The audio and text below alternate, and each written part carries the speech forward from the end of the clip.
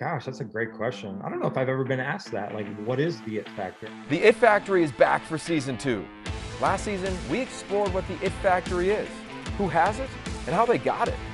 This season, we still seek to answer the same questions, but with a new cast of characters. We take the helmet off some of the new faces in the Conference of Champions, and some familiar faces as well. Players, coaches, and experts will explore what it is that sets them up for success on Saturdays. I'm Yogi Roth, and welcome back to the It Factory.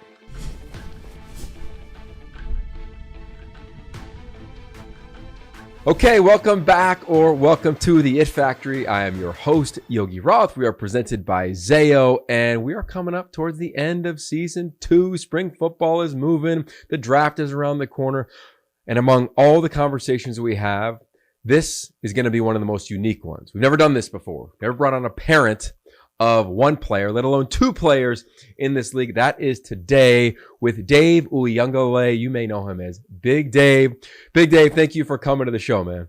Man, first off, great job on saying my last name. Kudos to that, man. It's my honor to be here. Thank you. Thank you. Well, hey, when you watch your boys play for as long as I have in the quarterback space, or now in college football and covering it, it's our job, right? I don't give anybody a lot of wiggle room when they mispronounce names. So thank you for that. We'll take the points there. But I want to just kind of start off with you and ask, as a father of, I got 2 young boys. We've got 7 and 2. And time is flying for me. How fast has it gone for you as a father, as now you have one son and DJ just transferred to Oregon State as a quarterback, and then of course Matayo as a rush end, tight end. He'll be a freshman at Oregon, the colors that you're donning right now. Yeah. I'm going to just tell you right now, it's like a blink of an eye. So I'm not trying to scare you, but it'll go by fast. So enjoy every minute of it, because it's something that I wish I could go back. You know what I mean? I hear people say empty nest, right? But honestly, for me, it's not an empty nest. I'm just so excited for my sons on what they're doing, and they're in college now. But it actually gives me time, because for me, I spent almost the whole time promoting, taking them to camps, all those little things. I would encourage you to do. The message I always sent to parents, especially fathers: be the biggest advocate of your kids. You know what I'm saying? They're going to need your help. And I know this podcast and the person that you are, your status, don't allow this status to affect what you can be towards your kids, right? You need to be there for them. A lot of times, sometimes I say this because parents don't want to force their kids. So I changed the word force to guide. You need to help guide your kids. At the end of the day, they're still little kids, right? And I'm glad I did what I did. Some stuff some people didn't approve of, but you're gonna deal with that kind of backlash, or whatever they want to call it. But at the end of the day, just look at the results. That's all I ask. Just look at the results. If you didn't understand or didn't agree with some of the things I did, look at the results. Both of my kids went to school, and me and the mom didn't have to pay for anything, because that was the main goal. Keep it simple. The goal is especially for you, brother, just to make sure that your kids can achieve a free education. That's usually the main goal. It's not to be the 5-star. It's not to be the number 1 player. It's not to be any of that. It's just to help them achieve whatever is that they want to do in life, right? So DJ and Mattel, they love to play sports. Mattel loves to do music. So that's all I did through the whole time they were young. And then thank God for social media. I didn't know at the time, but I was their biggest promoter, or I would just post a lot of things on social media just to show who they are. And I kind of knew if people see what they were doing, it'll help out with them getting a scholarship. And that's basically what it was. So it does go by fast, though, by the way. It goes by fast. Yeah, I can only imagine that. I think that's like the one truth I know about parenting is how fast it goes. Yeah. I want to tap into your story a little bit, because I think the framework of this conversation, you Google you and you instantly find out, okay, bodyguard, Rihanna, DJ Khaled, huge names. You've protected people. You protected your family, I'm sure, many times in your life as well. I'm curious for you, as a jumping off point for us, as a parent of players, you could tell early on that they were special players. How did you navigate looking into the future and being connected to the present? Because I feel I see that with parenting all the time of major prospects. Yeah, well, honestly, I played football, so I kind of knew how it would look if my son had a little bit of a talent. And when DJ was about 2 or 3, we were throwing footballs, and I saw it then. I said, "This kid's arm is amazing." At 2 or 3, Wow. um, I could have been in the league. It's just there's certain things that I wasn't good at, which was school. I'm not ashamed to talk about that. I like talking about things like that because I want everyone to know, like I want to be transparent and real, So I didn't make it not because of my talent and my abilities. Anyone that know me through my life knows I should have been in the NFL. I was a 350, basically 360. I could do 360 dunks and reverse, at 360 pounds. So I ran a 5'1" 40" at 360 pounds. So I knew I was an athlete, but school wasn't my thing. Hard work wasn't my thing. So I knew once I had my kids, I said, you know what? The road that was laid in front of me when I grew up, I knew wasn't going to be for my kids. So I made sure that whatever it was for my kids, I wanted them to appreciate the opportunities. Number one, I wanted them to take full advantage of their opportunities, right? And I at the time, I knew they had the talent, but I knew this. I was just very positive. I knew that they were going to be. I just saw it in them, right? And what I did was I just put them in certain situations like training, the right coaching, the right atmosphere for them to be able to hone in on their skills. I thought about things like track, right? Now, no one would think of taking since they want to play football. I would think to myself that track would be a good training because of speed, explosion, and all that kind of stuff, right? All of that stuff played into the role of who they turned out to be now, But it wasn't like there was a plan set. It was more of me just thinking outside the box, right? One of the situations, examples I always say, DJ was a 4th grader and I took him to a high school camp, right? People think that's crazy, but at the time, he looked like a young freshman. You know what I mean? A small freshman at 4th grade, but had the same velocity of the throws on the balls. I knew that with my eyes. I knew he could throw. He could throw a rock farther than me in 5th grade. And anybody knows I have an arm. Like I'm also a quarterback back in high school. Right. Anybody knows I used to they call me halftime show because I never could get eligible in high school. But at halftime, I would go out there and fling these footballs at Mount Sac Junior College, like 80 yards, bombs. And everyone's like, who is that? So for my son DJ to throw the rock further than me at 5th grade, so that's when I knew I had something, something special. And I needed to do everything possible into just, honing his skills, making sure he's meeting the right people, always staying positive, always understanding his opportunities and taking full advantage of it. Yeah. So that's basically what I did, and everything just worked out in his favor, right? When you think positive, when you're just doing everything just with unconditional love, there's no plan of hopefully makes a lot of money or anything like that, right?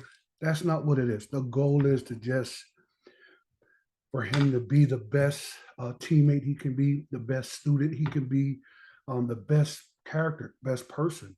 Definitely the faith was there. We always installed it. I couldn't do this without his mom. Me and the mom did an amazing job at raising these two at the house.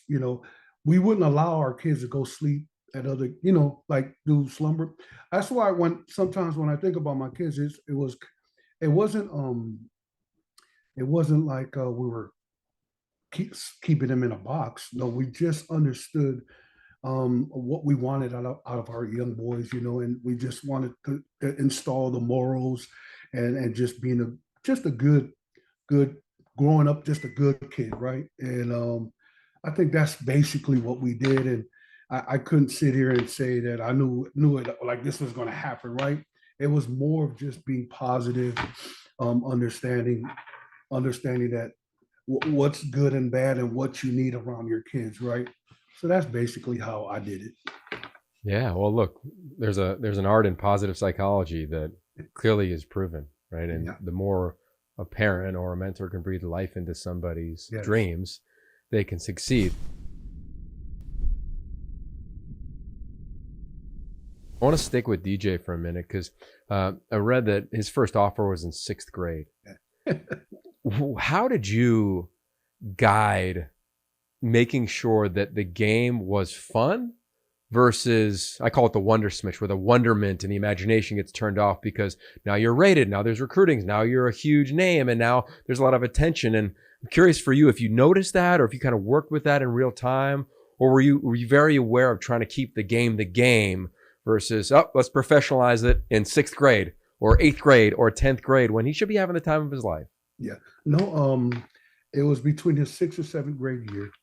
And it was from Coach Sims. He was from Indiana. He was a director of recruiting at Indiana University. And he called and he basically asked that he wants to offer DJ an offer. But what I did was I always made sure DJ was respectful, and you say thank you. You shake their hand if they're there, or you say thank you on the phone and while you're talking to the coaches.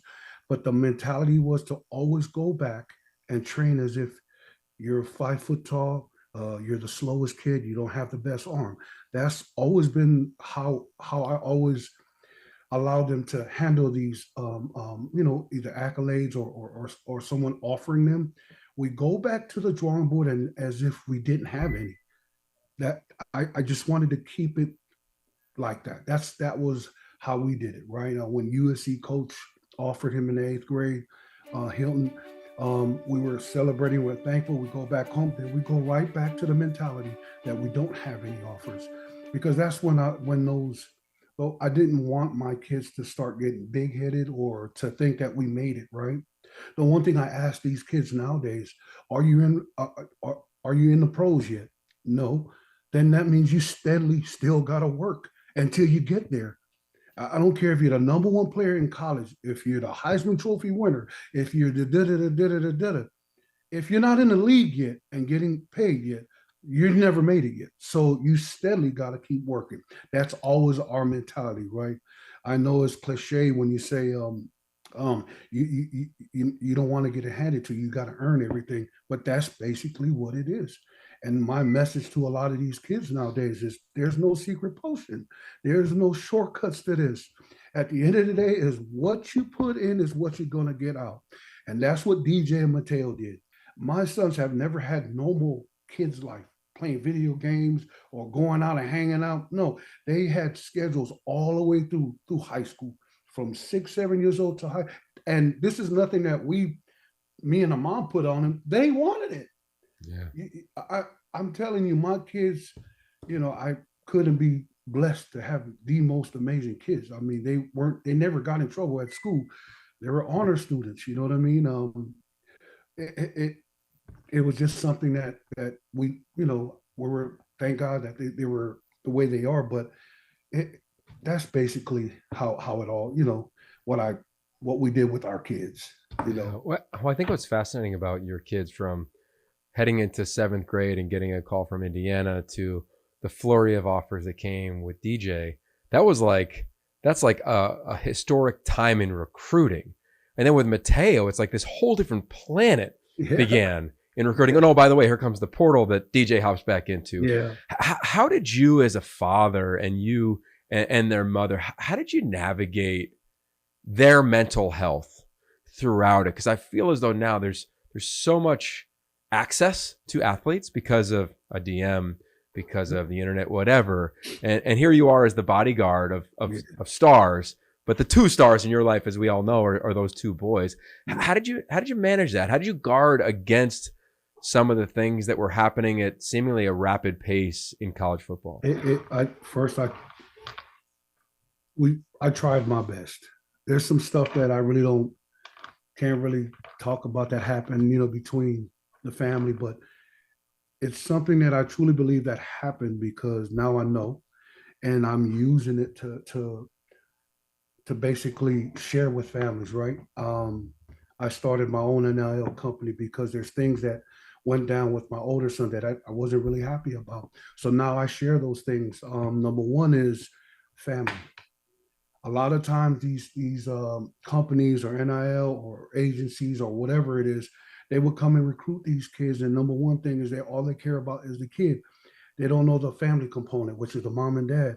The mom and dad who sweat, tears, everything that poured into this kid to get him to this point. And then they come in and do this whole whatever they do, you know what I mean? And then takes the kid away. And then sometimes the kids lose focus. And that's the thing I stress now to kids. And when they're going through this stage of becoming successful, getting offers, right? They need to stay humble. They need to stay, like how I tell my kids, act as if you don't have any offers. You go right back to square one. How you got there. Remember how you got there. And then you have to understand that mom and dad is important in this whole role. So that's a lot of the things that I explain now, that what I truly saw happen real time with my oldest son. So it was a little different with my second son, right? Matayo's signed to our company, and we were handling his NIL situation, and it's really has been a great the experiences that we've gotten from the beginning of it, because DJ was the first to get a big NIL deal in this whole NIL world. DJ was also the first in California history to have multiple offers in a junior high school. No one was having that. DJ was the first. So I get to learn a lot of the things off of first real time experiences. So now what I'm doing now is just being able to educate parents to understand that mom and dad is valuable in the movement with the son. And I mean with the recruiting, everything. If a school is recruiting the kid, the mom or the dad, someone has to go with this kid.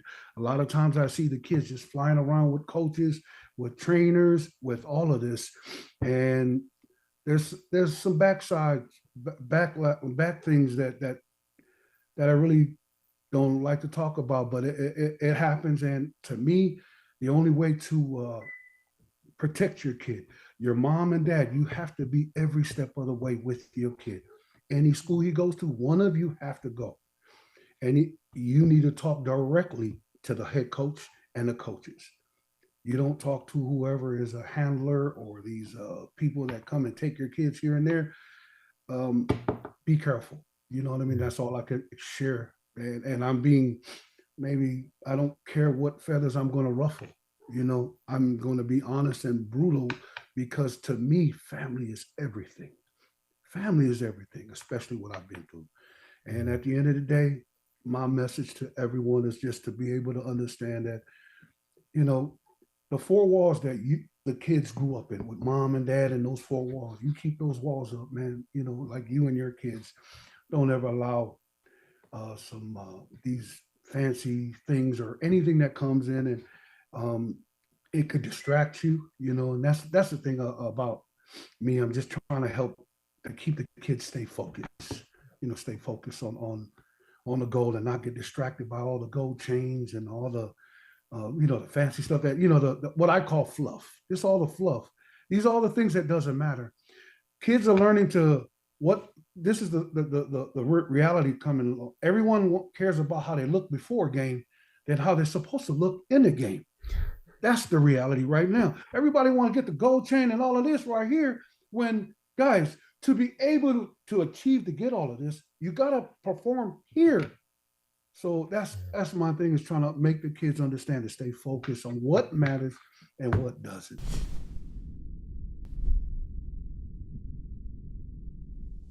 When Dan Lanning was named head coach at Oregon, one of the first things I did was fly to Eugene and had him on this exact show. And I loved how he shared with me about the DNA traits of his program, and the first one being connection. Yeah. He would tell me in training camp when I was up there, he goes, I want to be doing X's and O's, but I need to keep getting to know my guys. To me, he's really special, and obviously just getting going in his young head coaching career. What did you notice about getting to Eugene and where Matayo would eventually end up signing to go play football at, about Dan Lanning? Everyone was surprised. Everyone thought Matayo was going to SC, right? What you just spoke about, the connection, was basically why Matayo chose Oregon. It was just the way he went about talking to my son, recruiting my son, showing him not just, everyone wants to show all the flashy stuff. It was the little things that meant more to Matayo. Coach Lanning, Coach Tosh Lapoy, they went out of their way. I give you an example. So Matayo's into music, right? So one of the schools Matayo went to, I'm not going to say the school, one of the schools Matayo went to, we went on a visit trip, right, for one of his trips. And when it came to the music part, the the gentleman that was doing the host for the music section of the school didn't have a key to open the door. You know what I mean? And to me, I'm like, well, you're recruiting Matayo, but no one's here to open it. You can't get one of the rooms. Matayo just wants to play a piano. Compared to Oregon. Oregon not only knew Matayo loves music, they took him to not just one, but two huge studios where Matayo got in there, got to record, got to, do his thing. And it was two studios that was on campus. It was part of the school. That was really cool to Matayo. And it was those type of things is what I'm saying that meant a lot to my son. And just so you guys know, none of us knew. Even me, his mom, he made this decision the day before. So people were asking me, Dave, I thought he would say, well, sorry, but my son kept this to himself. He called us the day before because he didn't want to wait, which I think this is very respectful, right? He didn't want to wait till the day of. What he wanted to do was call the schools that he decided not to go to, the day before. He didn't want them to hear he chose Oregon and wasn't able to just thank them, right? He called Oregon he called Ohio State and he called USC the day before just to thank them and just to show them respect, right? I think that was the most admirable way of doing it, just showing respect the day, not to let them hear it right there on, on the day he's going to do it. At least he called them, shared it with them, and then he made his commitment the next day. But that was, to me, Dan Lanning, Tosh Lapoy, and our family. We got family members there. The DB coach, Coach Meach. Oh yeah, when love I say you, family, man. that gentleman watched my kids get born. He was there at Mount Sac with my brother. He was there at Arizona with my brother Yona, who's a coach too. So yeah, we got family members there. And it was. I'm so happy that he chose to go to Oregon. I am so happy. It's the perfect situation for him, his growth. I'm hearing a lot of good things right now, getting some phone calls from Tosh and the guy saying that he's losing a lot of body fat, but still gaining the weight because his muscles are getting bigger. And that's a good thing, and I'm very anxious to see what he's going to do, Yeah, so are we. Cannot wait to get up there. Okay, so less than an hour away is Jonathan Smith in Oregon State. And I love early on when Jonathan got the job, he said, we're going to do common things in uncommon ways. Yeah. And when you walk through that building, you feel low ego. And when you watch them, you see high output. Yes. What about Jonathan led you to say, yeah, DJ, I see what you see. Yeah, let's go do this thing. It was the perfect fit. Truly believe it's a answer to prayers. As a father, it was hard to watch DJ, situation there at Clemson. It was never our plan to see my son, struggle or just not have the year that he was expected to have, right? We all know his capabilities, and I'm not making no excuses for DJ, or just a lot of things that wasn't right up there for him. And when this opportunity came to be able to get in the portal, thank God for the portal. He got in the portal, and we were trying to figure out what school would he want to go to. Does he want to go to another big top school, top five, whatever, the Power Five schools, and go out there and battle, or we decided to go to a school where he's needed. That's exactly what we were looking for, a place that where he's needed. And Oregon State, man, just all the variables that they have there, it was just perfect for not just for DJ's skill set, but just perfect for his situation. Oregon State is a place with Coach Smith, is a place where DJ doesn't have to go and play great. DJ just has to manage the game. He doesn't have to have that pressure on his back to be the 5-star that we know he is. All DJ has to do is just to be DJ. Go out there, listen to Coach Smith, which is an amazing coach. I did my homework on him. What a great guy in the league, and the quarterbacks he's coached, and what he's done this past season. I mean, I'm gonna say it because a lot of Oregon people get mad at me when I say it, but this is facts. To beat a team like Oregon and only throwing the ball 6 times, you got to be a really good coach. You got to, just amazing on how you just your offensive and defensive preparation on all of that. And to think that DJ could come in there and provide some type of stability with the passing, right? Because that's normally what I'm hearing is the issue is a quarterback situation. And this is the perfect scenario for DJ. I just thank Coach Smith on just choosing my son. I can't be more appreciative on what he's done. And I want him to know, if he's watching this, Coach, that my son appreciates you, appreciates the team. He understands this opportunity. And he definitely, he has a chip on his shoulder. I'm telling you, I'm just happy that he has the opportunity here with Coach Smith. And I'm so excited that he's only 40 minutes away from Matayo. Matayo's lucky too, because we had a couple guys that went to Oregon and it was hard for them. They got homesick, right? But Matayo, I'm like, dude, you got your brother and you got some of your ex-teammates there. Oh, you're good. He's golden. Hey, I want to hit you with one last big question before I get to the final 5, which is a rapid fire way we always end these shows. But the word identity comes up a lot. I wrote a book on 5-star quarterbacks and interviewed 50 plus guys, and they all talked about how somebody labeled identity on them.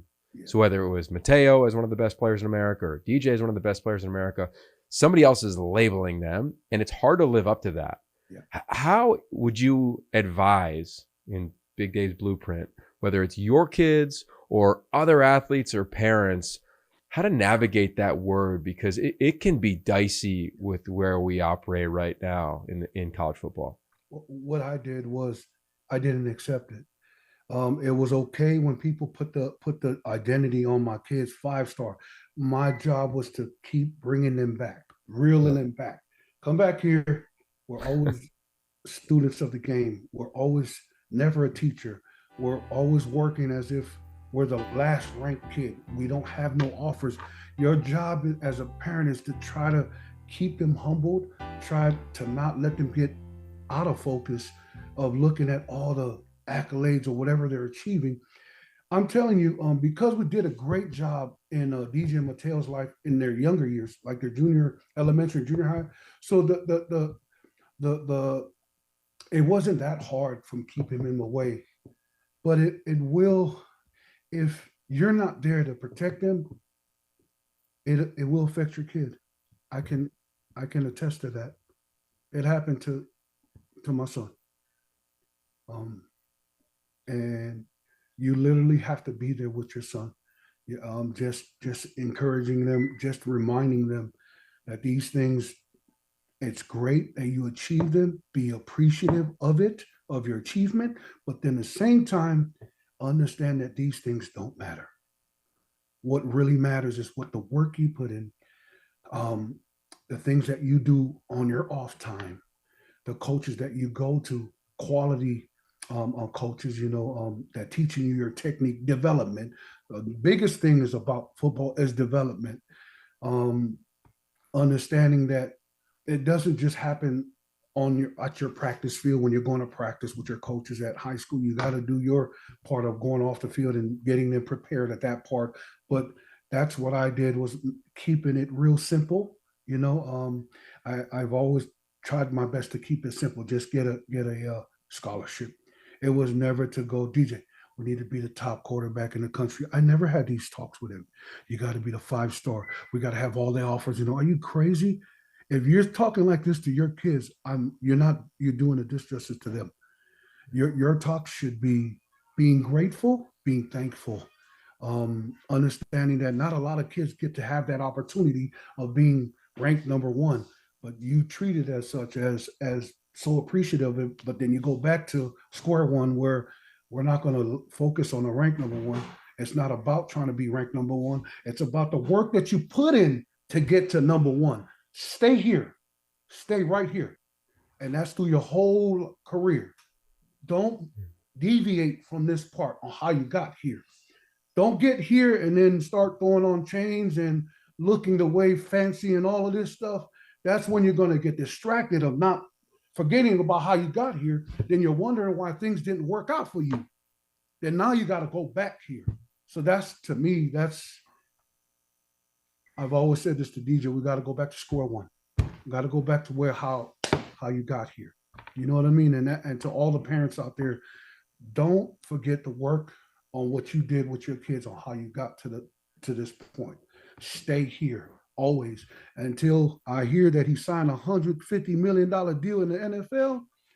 Stay right here. Stay here. Okay. And not every kid is going to go to the league. I know this. DJ will be an amazing fireman,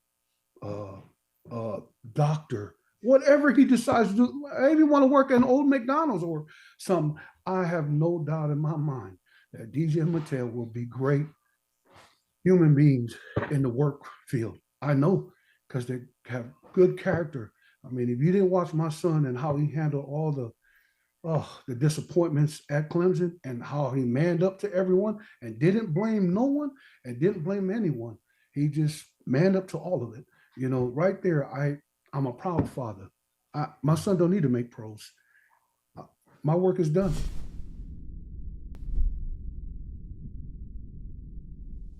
I call this the final five. I want you to look at them from the lens of parents of recruits. Okay, as a parent of two big-time recruits, what's the best advice you've ever received? A gentleman asked me, what is the hardest thing with your kids playing their sport? And I was saying, maybe hitting at the time I was playing baseball, but the advice was, it was none of it. It was the ride home in the car. That's the hardest part for a young kid.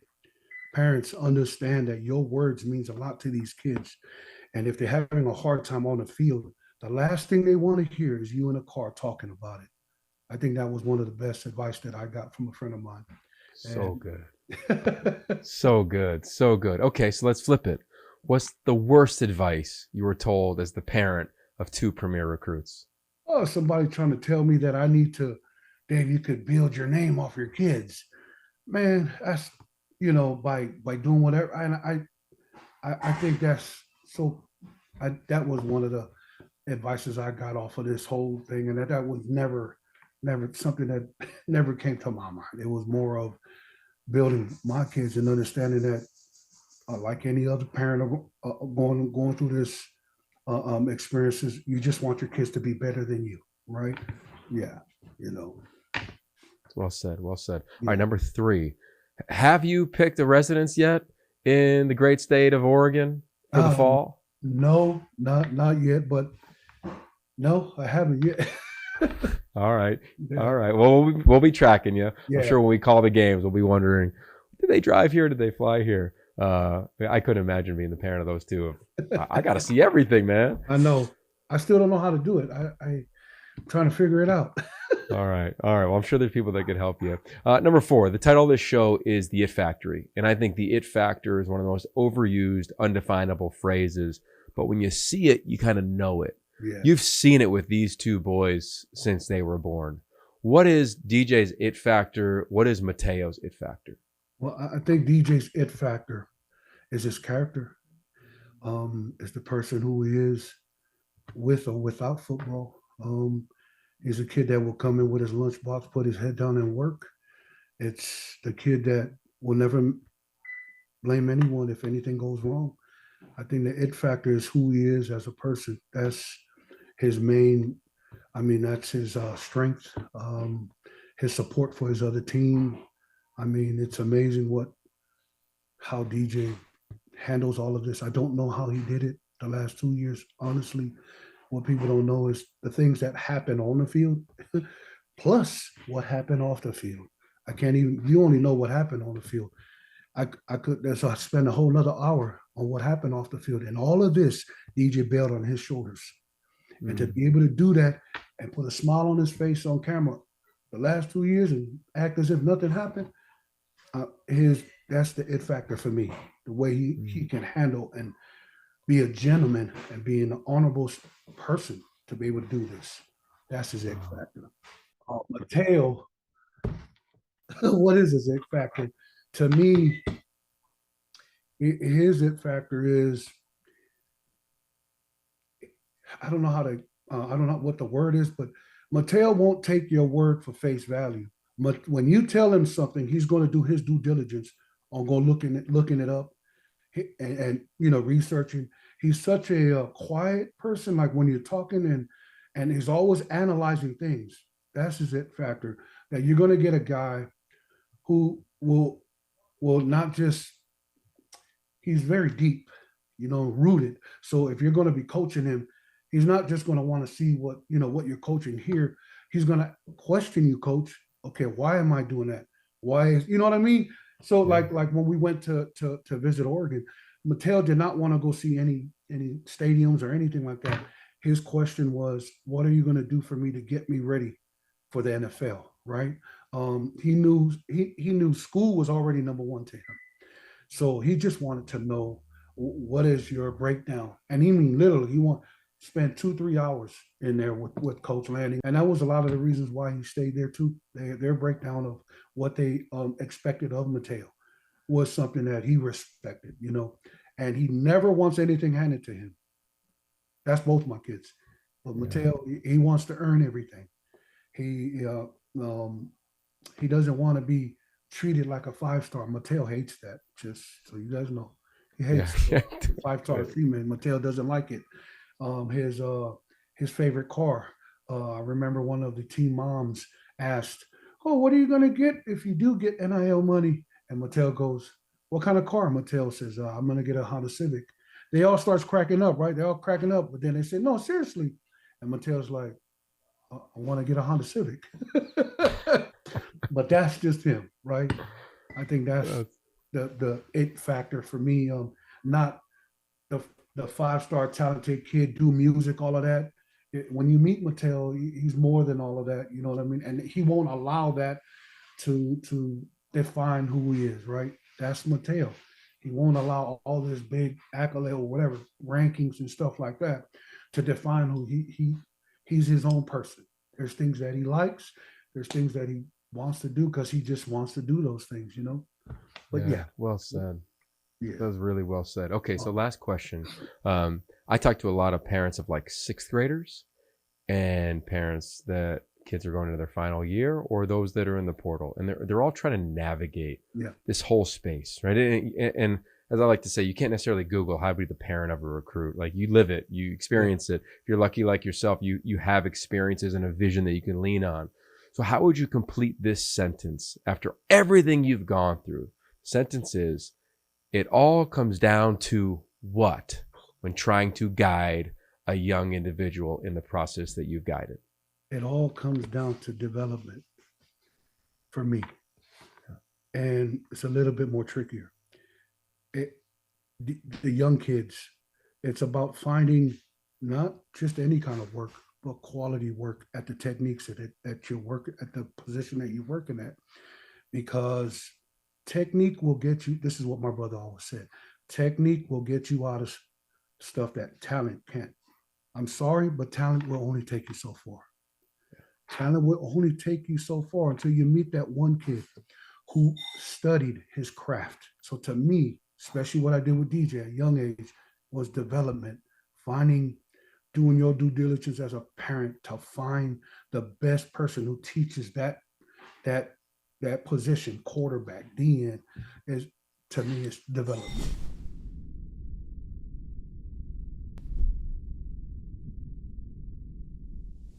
That's so well said. Well, your two sons have landed in amazing places where they will be developed. It's been proven Yeah. in all the track records of both of those respective staffs. And thank you for taking time to develop our relationship. And Pac-12 fans have known your last name, known you for a long time, and the hype of your sons. Now have them both in this conference. It's going to be an amazing year in the conference overall, but to have them, it's really fun. So thank you. And look, thank you for your, you know what, I got a friend who told me, Dave, he read your book. And he said, man, they mentioned you in there. I go, did he at least say something nice about me? He goes, Dave, he said something great about you. I would say, so I want to tell you, thank you. Thank you, you know, that you saw what I did with my kids. You saw that it wasn't anything but just a father who loves his sons. You know, truly, honestly, that was why I did everything. My motivation was just because I love them. I just wanted them to succeed in whatever they wanted to do.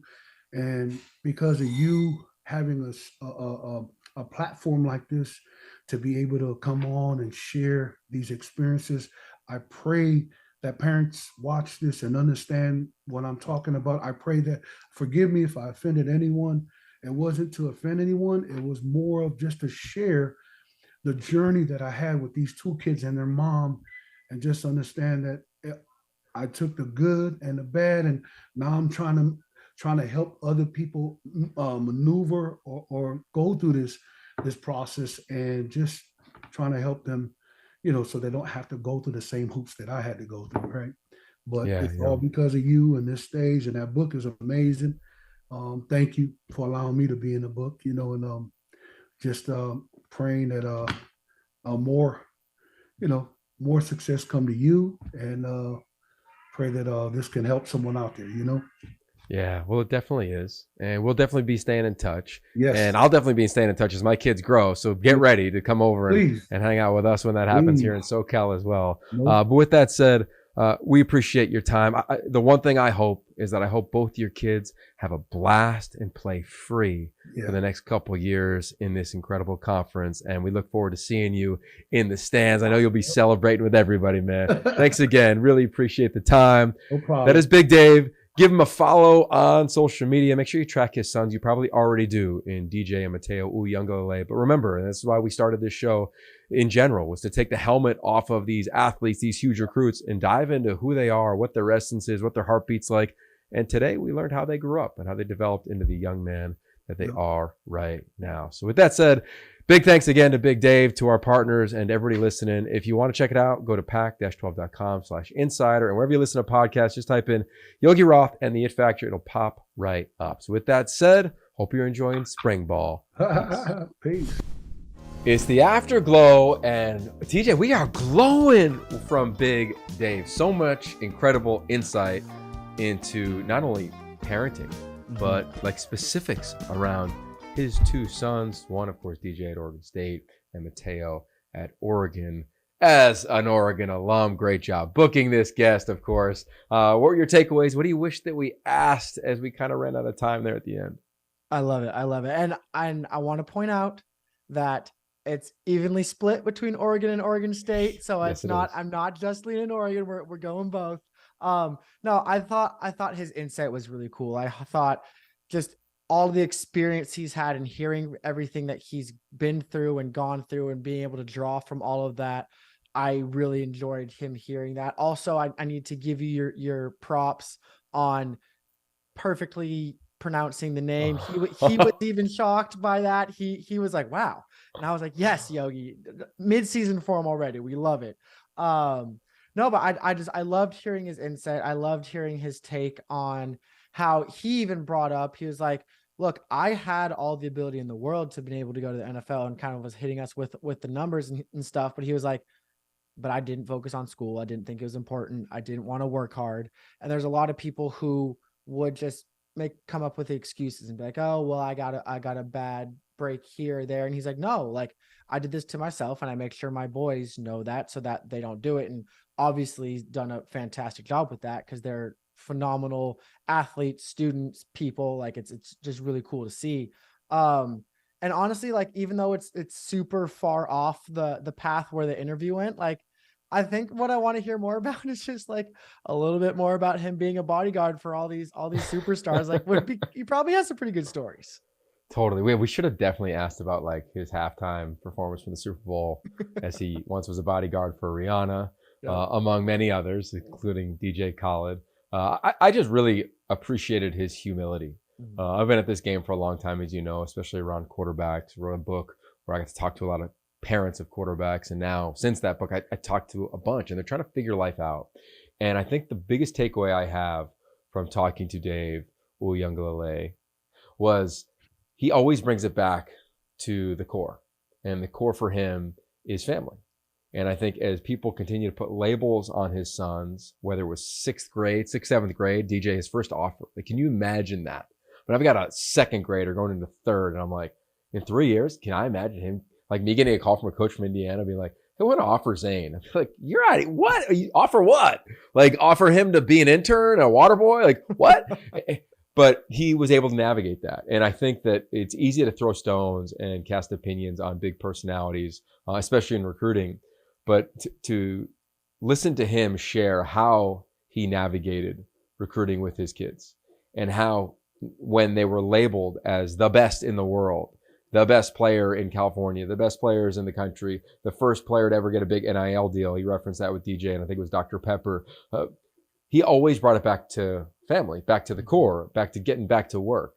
And I love that. And I think that's a great blueprint for a lot of people listening moving forward. So I want to finish with a little story. I went out and had coffee with a quarterback in the NFL, who I will not say who it was. And we talked about how in the league, you can sometimes feel so much immense pressure to carry a team, right? I believe that was on DJ following Trevor Lawrence at Clemson. I feel that's on big time recruits based on the book that I wrote, and they never necessarily even ask for it. Yet we all love talking about football as the ultimate team game. And this NFL quarterback was saying that it took that reminder from those around him, his staff, his loved ones, the people that he works with, to be like, hey, I know you feel this boulder on you because of the position you play or the status that you have or the projection on you in your career. But let's take some of the air out of that. And let's remember, you just got to do, like, as cliche as it sounds, like your 1/11th, because that's how football works. This isn't basketball where like LeBron's got to carry the Lakers if they want to get to the playoffs. Like, this isn't that sport. And I truly believe in my instinct that what DJ experienced at Clemson is going to allow him to be a part of the machine that Jonathan Smith is building and has built at Oregon State.